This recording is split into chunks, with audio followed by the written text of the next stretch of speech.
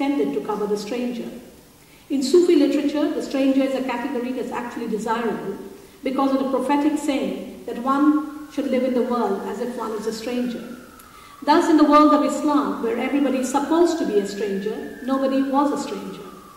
But how widely this feeling spread in society, of course, cannot be measured. The actual situation was obviously different from the ideal one. The rapid expansion and transformation of Muslim polity challenged the ideal concept of the community of believers from a collective to several disparate bodies divided in ethnic, national, and cultural boundaries. Suddenly, in the medieval and later Muslim polities, we encounter strangers as an enemy body who are perceived to be spies and interlopers and thus isolated for punishment to reduce the damaging influences of the host communities. The conflict between religious teaching to create a collective body of humanity based on the inclusion of all people, neighbors near and far away, and the reality of political situations that produce the category of stranger who were feared and made undesirable is one of the many contradictions that shaped political Islam worldwide in modern times. The stranger as enemy in post-colonial Muslim Pakistan requires careful examination to understand the violence of 71.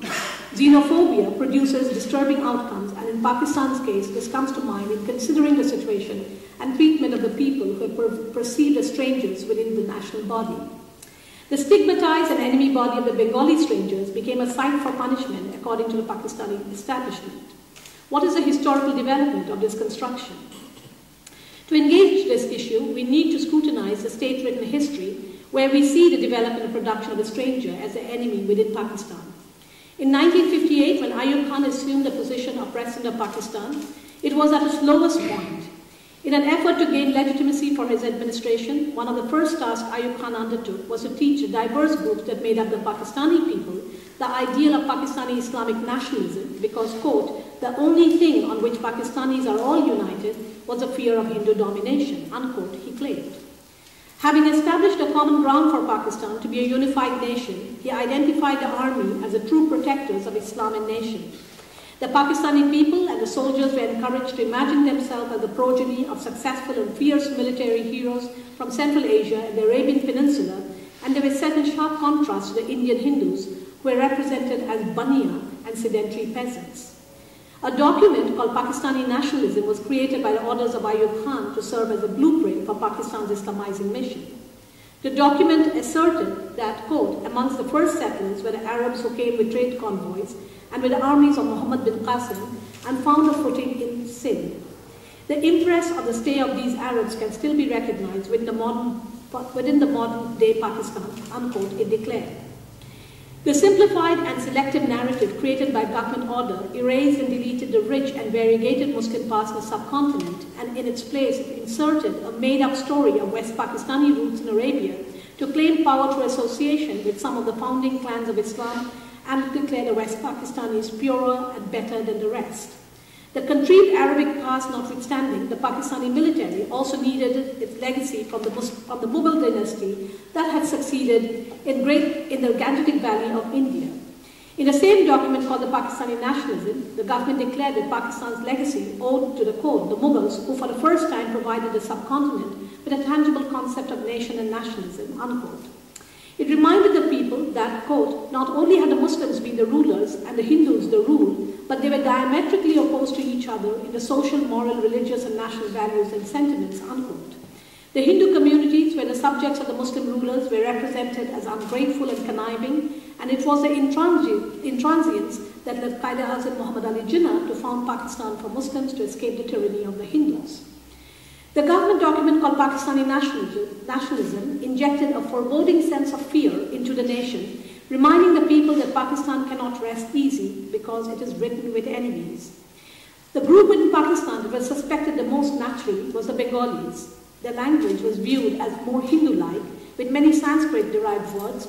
The foods and clothes were declared as not truly Islamic, and the people were considered, quote, susceptible to tremendous influence from West Bengal in India. They were reported to have strong communist inclinations, and a warning was issued that the slightest encouragement will give the Bengalis the opportunities that they have been so ardently waiting to break away from Pakistan, unquote. It was accepted at official level that the enemy had to be tamed and its will broken to safeguard Pakistan. This objective required the Islamizing of the Bengalis by changing public understanding of the past and creating a new historical memory, reminding them, quote, of the great privations that they had undergone at the hands of the Hindus over a long period of their history, unquote. The rewriting of the history of East Pakistan and Muslim history was a directive that came from the highest authorities from Ayub Khan in 1965 for East Pakistan. In rural areas and primary school level education, the government encouraged the appointment of ulama to teach Islamic subjects and ideals in the children and discouraged the appointment of Bengali Hindu teachers. Although the Bengali language was ultimately recognized officially, the effort of the state was to remake the Bengalis into Urdu speakers by providing special incentives and access to employment in civil and military institutions, scholarship for students, and so on. The military's grand scheme of Islamizing Pakistan and reducing the Bengalis to debased, Hindu-like people or enemies of Pakistan fanned the flames of Bengali nationalism and provoked multiple political interests throughout East Pakistan in the 1960s. In an attempt to give Pakistan a new lease on life, Yahya Khan, the new president and martial law administrator, having ousted Ayub Khan in 1969, held general election in November 1970. The outcome of the elections, as we all know, was unexpected. The victory of Sheikh Mujibur Rahman, the leader of the Awami League Party of East Pakistan, against his rival Zulfikar Ali Bhutto of the Pakistan People's Party of West Pakistan, proved disastrous for the military's plot. Failing to reach consensus, Yahya Khan, we know, also deployed the army on 25th of March 1971. Added to the belligerence of the Pakistan army, the steady and intrusive incursion of the Indian security forces and the covert work of Indian spies and instigators inside East Pakistan worsened the situation for the people there. For 9 months thereafter, until December 16, 1971, several wars were waged in East Pakistan. One was a civil war between East and West Pakistan. Another was an international war between India and Pakistan. The third was an ethnic war between the nationalist Bengalis and Urdu-speaking so-called Bihari communities. And the fourth was a most invisible but disastrous gender war, the worst in 20th century history. In the wars, the multiple state-formed armed forces and militias caused havoc within enemy communities, targeting the most vulnerable, women and children. Linguistically and historically, from 1947 to 71 thus, there was a metamorphosis and shifting change of who is a Pakistani within Pakistan. The creation of West Pakistan as core concomitantly reduced East Pakistan into periphery, and the Bengali people morphed into the status of outsiders, aliens, Hindu-like, and ultimately became strangers in their own land. They were the Ajnabi within, the Bengali Ajnabi within Pakistan, contrary to the Islamic injunction to treat this category of people with kindness, were seen as people who had forced their way into Pakistan and were claiming state power, which was an act of extreme defiance of their status, and the intention was suspect as an enemy plot. The enemy, or dushman, as they were referred to in the military's instructive training program, deserved no consideration and goodwill. In Muslim Pakistan, Ajnabi or dushman were also imagined as fasadi, rebels, whose sole aim was to destroy Pakistan, and this image was circulated by the military and politicians like Bhutto, and it received wide public acceptance.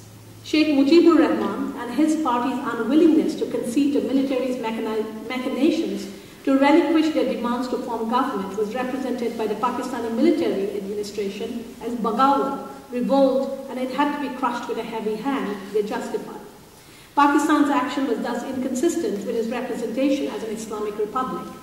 A peculiar form of nationalism took shape, which is not part of the plot when Pakistan was founded, and of course it confused the people who became directly involved in crushing the revolt of the Fasadi Dushman.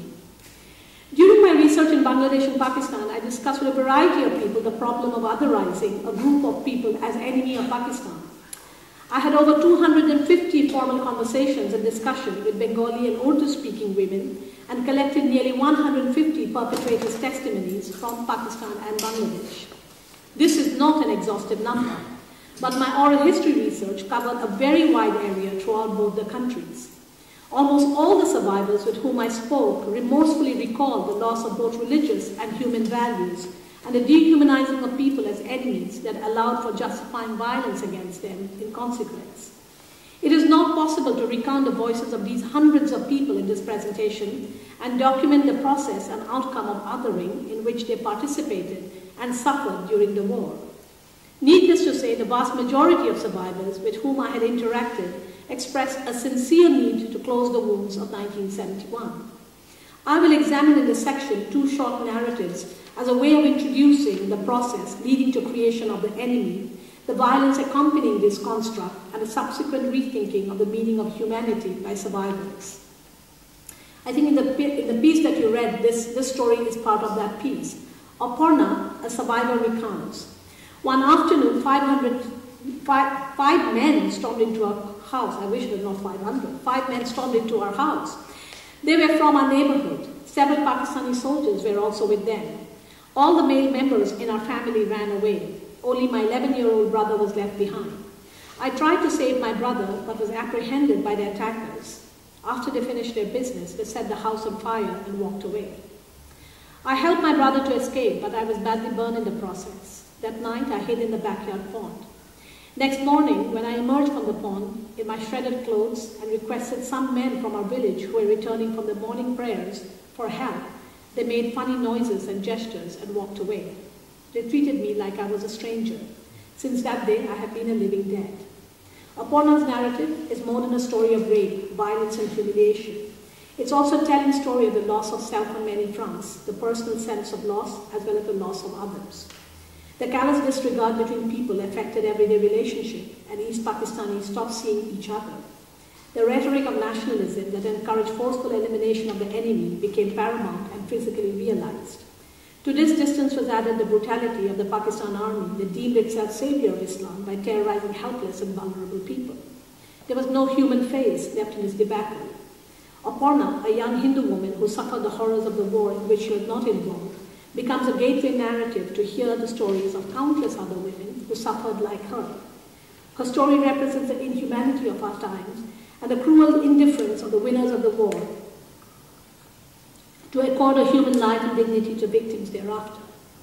But victims are not stuck in hate, as many reminded me. They want recognition and regain their human dignity, which Aparna elucidates in her concluding remarks. One of my hands is paralyzed, but I can work with the other one. In the last 30 years, nobody has asked me how I was doing or what I want to do with my life, she lamented, and made me aware of the continuous violence that women have suffered during and after the war.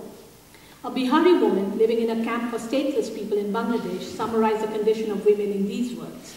Women are like cattle. We go wherever the men take us. No one asks us what we want. We want to have a human life too. Women need to work together to make peace, Bengali and Urdu-speaking women. We are all victims. Juxtaposed with the victim's narrative of dehumanization is a perpetrator's voice that interrogates the dehumanization and destruction of self in destroying the enemy. A Pakistani soldier, perpetrator, survivor, whatever you call him, recalled. I joined the forces because that was the only source of employment for us. In April 1971, I arrived in East Pakistan. We were told to teach the Bengalis a lesson.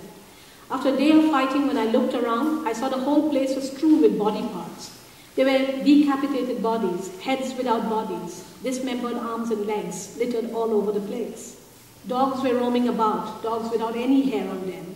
They were feeding on human beings. Scores of vultures were descending too, and dogs and vultures were fighting over human body parts. I thought, he was a human being like me. Is this what a human being does to another human being? Insāniyat had died. Despite the struggle with his conscience, the soldier did not find the courage to question the institution and the orders that he received from his superior officers. He continued to fight and kill in the name of saving Pakistan because it meant his survival. It was after the war, when he was in a POW camp in India, that he was able to revisit the memories of violence in which he had participated. He recalled, there were 36 of us in my cell, but only 3 could swear that they had not committed unnecessary violence in the war. The word he used was had se bahar, beyond the limits, and hence the concept of hukuk al-insan comes in very useful there. The rest of us were silent because we knew we had committed gunah, great sin. I took to reading the Quran during the 2 years of imprisonment in India. Then I became an insan, a human being. I repented for my sins and prayed for Allah's forgiveness. After 2 years,